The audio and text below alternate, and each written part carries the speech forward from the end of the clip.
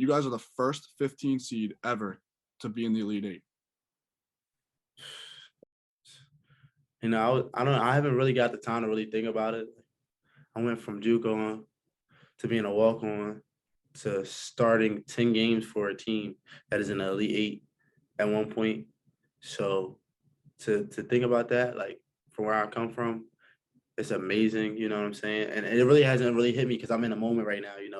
Fans and all the fame that we're getting and attention for nationally is kind of insane. Like it's amazing, but it just hasn't really settled down. And when it all is said and done, hopefully we could do something even more special than this.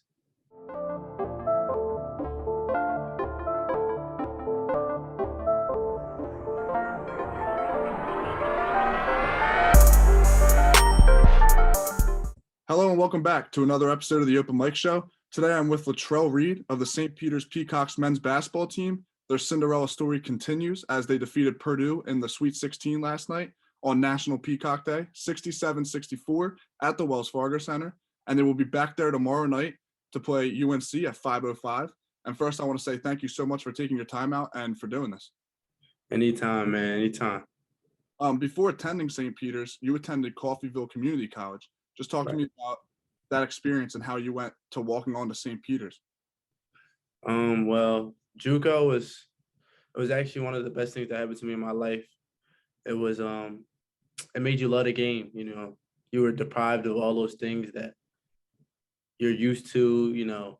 And JUCO is you got to be a dog. Like there's nobody there spoon fed. You know what I'm saying? Everybody's fighting for a scholarship. So when I was out there, it made me work. It was nothing else for me to do. I was in the middle of nowhere, 18 hours away from home. We had practice. All it was basketball and school. So, they make you see things in a different eye. So that was a cool experience for me. Yeah, and people who know that you love this game. And who do you model your game after, would you say?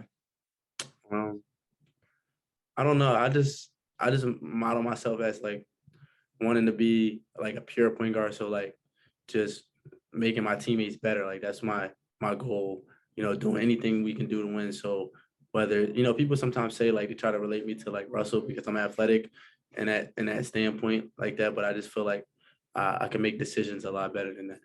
I'm glad you brought up Russell because your jersey number is 0. And I wanted to know if there's any significance to that. Absolutely. Because of Russell? Yeah. I grew up, he was one of my favorite players. Okay, so 4 months ago, let's talk about the St. Peter's home opener. You guys had LIU. There was 434 people in attendance. The game was not televised.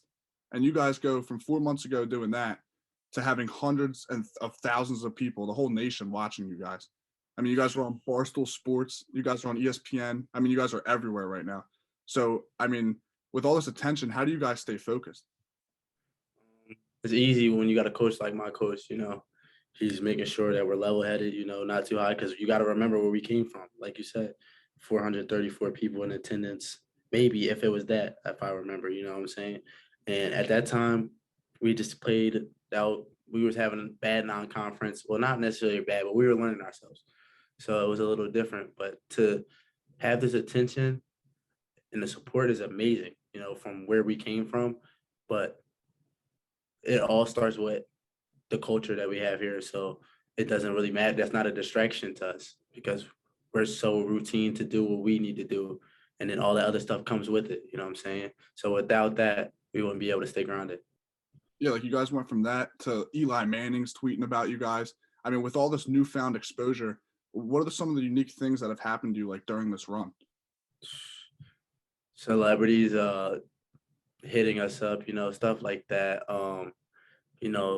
Just the popularity of our school, seeing, being on campus and walking down the street and it's taking you 20 minutes to get to where you go because people are mobbing you, you know what I'm saying? It's actually kind of crazy, And I went from JUCO, I never think I'd be signing autographs. Now when kids see me, when St. Peter stuff on, taking pictures, so it's amazing to see all the memes, we're laughing at them and all. But at the end of the day, it's a time and a place for everything, but it's amazing. And being from Willingboro, New Jersey, having a game at the Wells Fargo Center last night, that had to be awesome. Was that your first time as a player being in that arena? Yeah, it was my first time as a player. It's amazing because where I'm from, people don't do that. You know what I'm saying? Like a lot of people don't make it to college in general. You know what I'm saying? So to be a positive impact and to be able to come home and play in one of the biggest games ever, that was amazing. And I want to dive more into the game last night. Matthew Lee, Daryl Banks III, Doug Eddard, they were perfect down the line, down the stretch in the clutch, and they've been clutch all year really. So just speak about their leadership and what they mean to this program. Matt, DB, those guys, the six guys you see at the end of the game, the twins, those guys built the culture here. They started off with my coach. You know what I'm saying? So what they're doing is just what they always been doing. It's just now it's in the national light. You know what I'm saying? Matt's been a huge leader for our team. He taught me coming onto the team. You know what I'm saying? When he got hurt, I stepped in and he helped me do that. You know what I'm saying? For the 10 games or whatever that he was in there. You know what I'm saying? So just they're guiding us, the young guys, Juju, everybody, to be where we are right now. So their impact is amazing. We learn from them. So everything you see is those guys. Yeah, because when I watch you guys play, I see leadership everywhere. I mean, it starts with Coachlloway as well, because with 11:53 in the second half last night, he called a timeout, and that would be the last timeout he called for the remainder of the game. I mean, what does it mean to you guys that he puts that much trust into you guys and has that much faith in his players? Well, that means everything to us. To know that somebody's going to go all out for you, you'll run through a wall for him. So that's really what it is. With a guy like that, he's so demanding of you, your effort. You're going to go out there and play hard. If you're not going to do anything else, forget your failures, your success. You're going to go out there. You're going to play hard as possible. We're big on defense, so you better defend. But he's that guy. Like we all love him. We'll run through a wall for him. Now, I know you don't want to give up too much, but what does like a game day or the day before game day preparation look like? Like, did you have walkthroughs today? Yeah, I mean, we of course we every team has a walkthrough, we eat, stretch, do our regular thing, try to get some rest in between that, maybe get some free throw shots up. Uh, Other than that, we just kind of chill and watch some games together, have a good meal, you know, and then take on the other team, get ready for the next game. Well, Latrell, I won't keep you too long. I'll let you get back to preparing for tomorrow, where you guys play the University of North Carolina at the Wells Fargo Center again. Best of luck to you guys. We're all rooting for you. We're all pulling for you guys. Appreciate it. It'll be a fun one to watch. The support is amazing. Um, you would have thought it was a home game for us yesterday, and that's what it felt like. And we hope to continue it. Thank you, guys.